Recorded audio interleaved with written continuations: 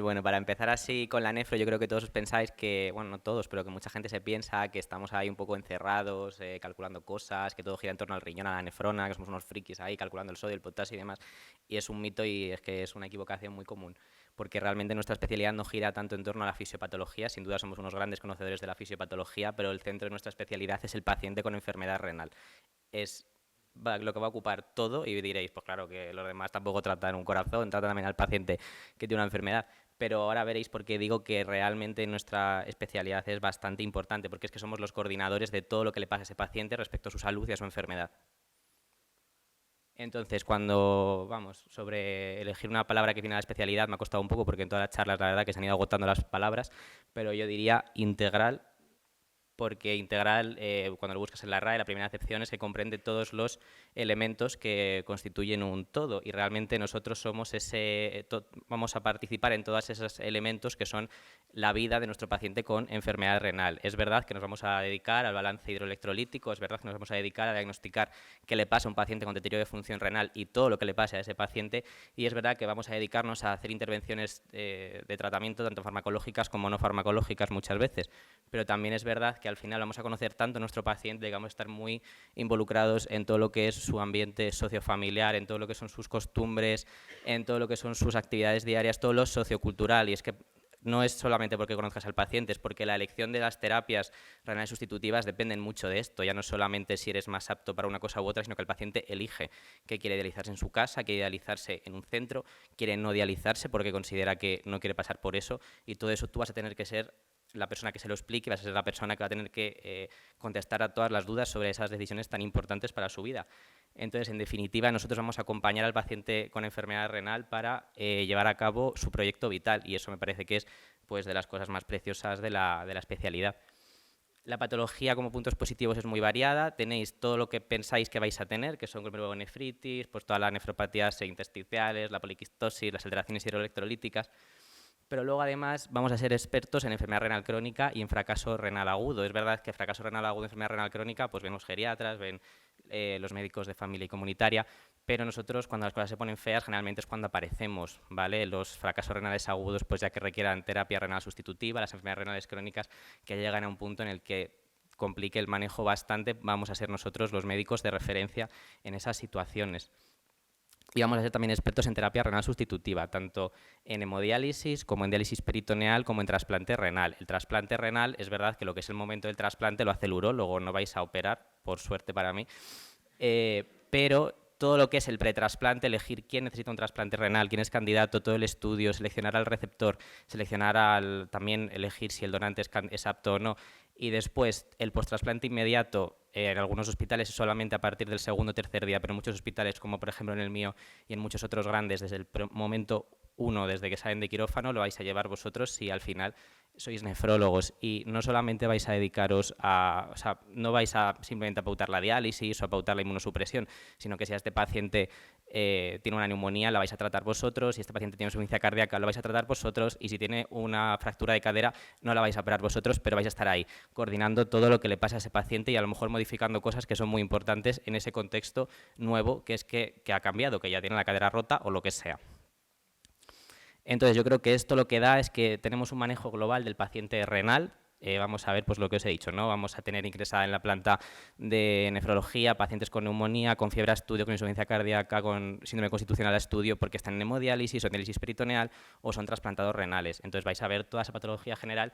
pero también vais a ver manejo específico de patología nefrológica, los rechazos en los trasplantados, una glomerulonefritis, una enfermedad renal crónica agudizada en la que tienes que decidir si el paciente es candidato a diálisis o no. Entonces realmente, vamos, las posibilidades son inmensas y creo que mantienes todo lo que es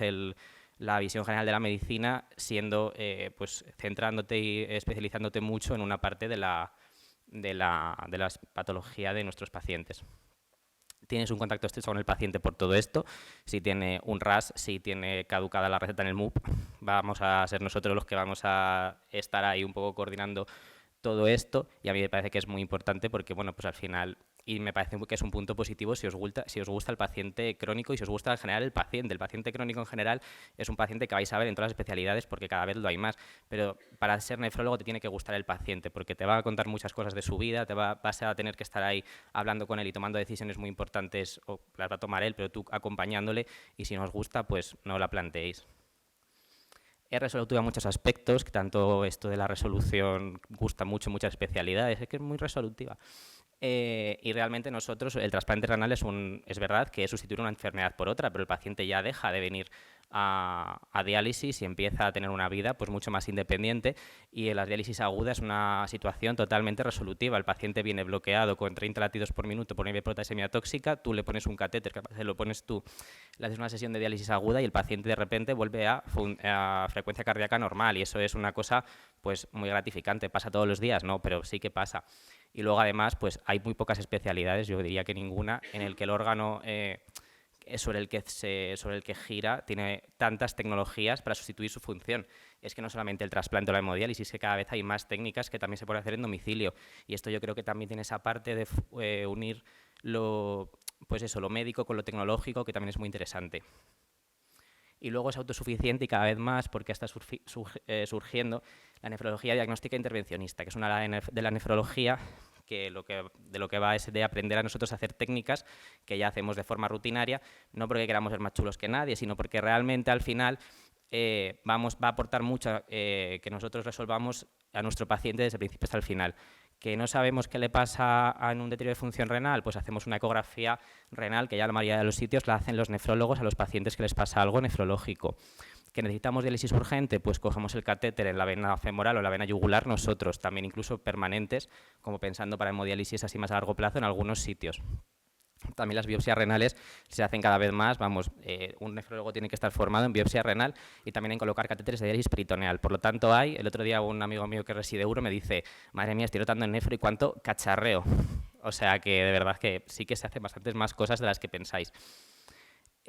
Puntos negativos, pues hay poco conocimiento sobre la enfermedad renal en la población general, y esto lleva pues a falta de reconocimiento de la especialidad. La gente muchas veces no va a saber qué es lo que hacéis, vuestra familia generalmente también os va a preguntar mucho, la gente al final se acaba enterando, pero es difícil. También esto es difícil cuando tienes que explicarle a un paciente que no le funcionan los riñones y ese paciente dice, a mí no me han dolido nunca la espalda, no me han dolido nunca los riñones. Y es una cosa que también en parte es bonita, pero es frustrante muchas veces porque cuesta hacer ver al paciente qué intervenciones tiene que hacer para que pueda mejorar su salud. Luego, el contacto estrecho con el paciente lo meto también en negativo porque, bueno, pues si os gusta, genial, pero vais a tener unos lazos muy estrechos con el paciente y los pacientes de nefro se mueren bastante. Esto se dice en todas las charlas y es verdad, los pacientes de onco, otras especialidades también se mueren, pero estos son pacientes que tienen una enfermedad de muy largo recorrido, que a lo mejor empiezan, pues no sé, 30, 40, a lo mejor más tarde, 60 años, van pasando por toda la terapia renal sustitutiva y tú les vas viendo y en algún momento vas viendo cómo se van deteriorando, y eso puede ser bastante duro, pero también yo creo pues eso, que es la parte positiva o negativa en función de vuestra personalidad y lo que busquéis en esta profesión. Los pacientes son muy complejos, tienen una pluripatología impresionante y muchas veces pues solamente como gestionar el tratamiento cuando un paciente ingresa ya es un motivo de dolor de cabeza. Entonces es verdad que es una cosa que es un reto y que puede ser bonito, pero también pues implica que tienes que estudiar mucho, muchas cosas de las que vais a trabajar a diario no tenéis ni idea. De la hemodiálisis, pues sabéis que es una máquina que limpia la sangre y poco más, y eso tienes que estudiarlo en la residencia, y eso implica pues bastante curro. Y luego hay falta de evidencia y protocolos, porque es verdad que los pacientes renales pues estaban, bueno, y siguen estando bastante discriminados en ciertos aspectos y no se introducían en muchos ensayos clínicos, con lo cual muchas veces tampoco tienes evidencia de si un fármaco va a ser eficaz para un paciente o no. Y esto implica que muchas veces tenemos que individualizar y hacer un poco pues nuestras propias decisiones con lo que tenemos. En parte también es algo un poco bonito porque puedes pues individualizar más y tener un poco más el criterio personal tuyo, pero también puede ser un punto negativo. En cuanto a cómo está organizada la residencia, las rotaciones fuera del servicio que se hacen de R1 a R2 generalmente y varían en cada hospital, pero suelen hacer en especialidades afines como interna, cardio, infecciosas, en la UCI, en urología, y varía en cada hospital, pero yo creo que más o menos es igual en todas, la verdad. Luego se rota en la planta de hospitalización, en hemodiálisis, en diálisis peritoneal, en trasplante renal, tanto en hospitalización como en consultas. En nefrología diagnóstica intervencionista, esto que os he comentado, es verdad que no en todos los servicios hay, y ahora lo diré, es una cosa que hay que preguntar si se hace en el hospital o si se va fuera uno a aprender sobre esto.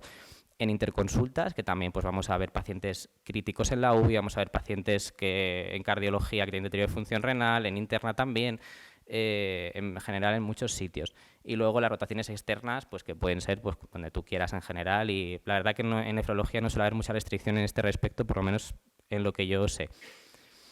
La clave para elegir un hospital yo creo que es mantener un equilibrio entre todo lo que supone no solamente la nefrología, sino también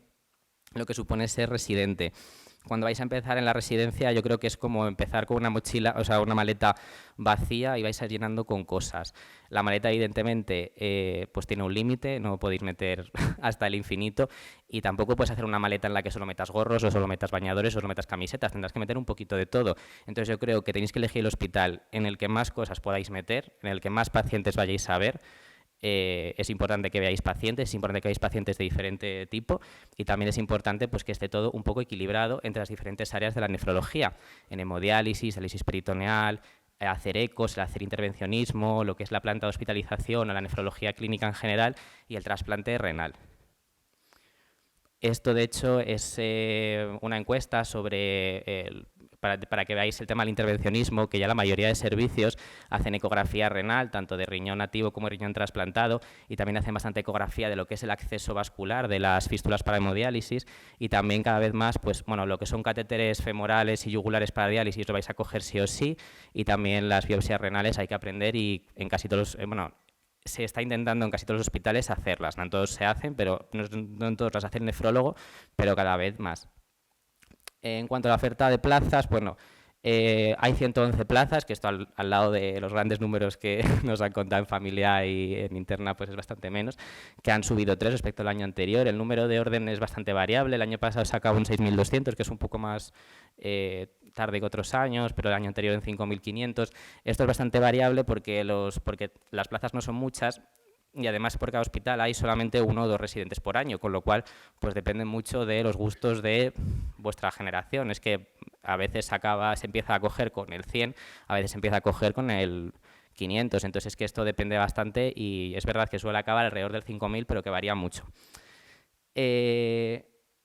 Luego, deciros también que es verdad que la mayoría de la gente recomienda hacer la rotación, o sea, hacer la especialidad en un servicio que tenga trasplante renal, y yo también lo recomiendo. Creo que la mayoría de hospitales que no tienen trasplante renal tienen luego una rotación especial en un hospital que generalmente es trasplantador y que trasplanta mucho, por lo tanto lo que es la formación la vais a tener igual, pero es verdad que no es lo mismo que ya desde que empiezas a hacer guardias en nefrología veas trasplante renal, veas todas las complicaciones del trasplante renal, a que solo estés 6 meses. Pero creo que podréis estar formados igualmente. Y en cuanto a las guardias, hacemos de R1 R2 de urgencias o medicina interna, y a partir de finales de R1, incluso en muchos sitios desde ya el principio de R1, guardias de nefrología, que son, bueno, la verdad que la gente piensa que son más buenas de lo que son, realmente tampoco son guardias buenas y tampoco son guardias malísimas, yo diría que son pues intermedias malas, y depende mucho de en qué hospital estéis. En un hospital pequeño, pues la urgencia generalmente va a tender a manejar muchas más cosas y os van a llamar menos. En un hospital grande, pues vais a manejar bastantes más cosas y tendréis un pool de pacientes complejos muy importante, y serán peores. Entonces, ¿qué hay al terminar la residencia? Pues podéis trabajar en un hospital, en hospitalización o en consultas. Luego los centros de hemodiálisis son como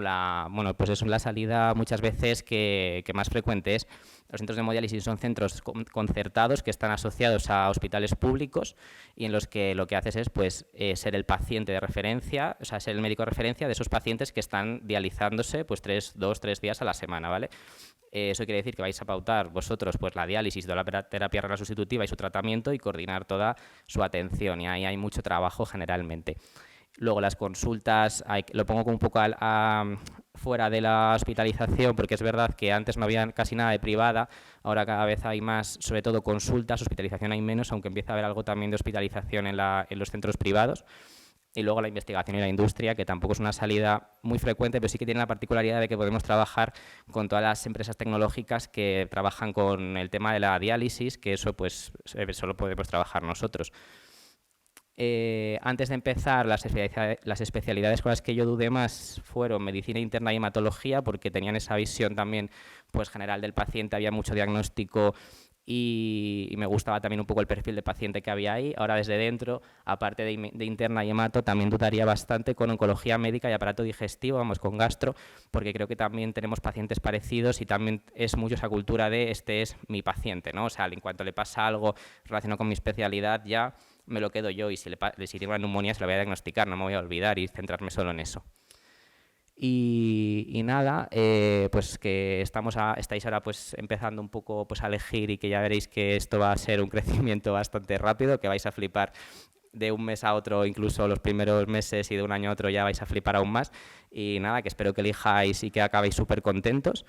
Y gracias a todos por venir y a Mir también por invitarme. Y nada, cualquier cosa me tenéis aquí para lo que sea.